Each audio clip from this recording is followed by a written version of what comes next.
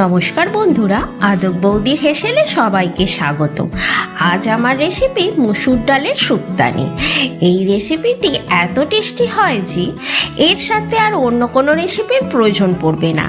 এই একটা পদ দিয়েই এক থালা ভাত নিমিষে উধাও হয়ে যাবে। এটা করার জন্য আমি করলা গোল গোল করে কেটে নেব, আর যদি বীজ পাকা থাকে তাহলে বীজগুলো ফেলে দেব। লাউ চৌকো চৌকো মানে একটু বড় করে কেটে নিয়েছি। ডাঁটাগুলো এই রকম সাইজ করে কেটে নেব। আমি এখানে 100 গ্রাম মুসুর ডাল নিয়েছি। আপনারা আপনাদের পছন্দ মতো ডাল নিতে পারেন, এই যেমন ধরুন মুগের ডাল, মটর ডাল ইত্যাদি। প্রথমেই ওভেনে কড়া বসিয়ে মুসুর ডাল আর লাউ আর একটু জল দিয়ে দুটো সিটি দিয়ে নেব। খেয়াল রাখবেন লাউ যেন খুব বেশি সিদ্ধ হয়ে না যায়। লাউ সিদ্ধ হবে কিন্তু গোটা গোটা থাকবে। অন্যদিকে করলাতে নুন হলুদ মাখিয়ে রেখে দেব।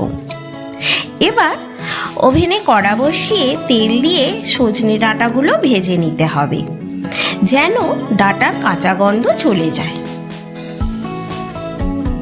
ডাঁটা ভাজা হয়ে গেলে ওই তেলেই করলাগুলো ভেজে নেব।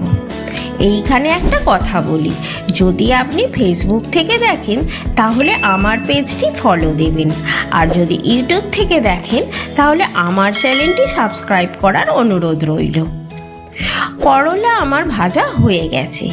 এবার ওই তেলেই 5 ফোড়ন, রাঁধুনি, শুকনো লঙ্কা, তেজপাতা ফোড়ন দিয়ে 1 চামচ আদা দিয়ে নাড়াচাড়া করে হলুদ দিয়ে অল্প জল দিয়ে কষিয়ে ভাজা ডাঁটা আর করলা দিয়ে অল্প জল দিয়ে 5 মিনিট সিদ্ধ করে নেব।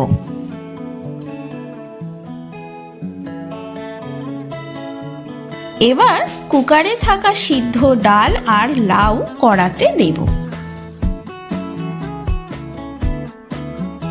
কুকার ধুয়ে একটু জলও দেব।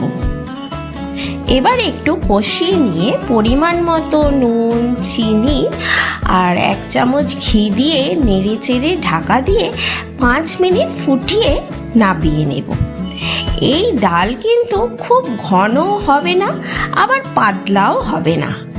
এই ডাল গরমের দিনে খুবই উপকারী। আপনারা একবার হলেও বাড়িতে ট্রাই করবেন। সবাই ভালো থাকবেন, সুস্থ থাকবেন। আবারও একটা সুন্দর রেসিপি নিয়ে হাজির হব, কথা দিলাম। ভিডিওটি এতক্ষণ দেখার জন্য ধন্যবাদ।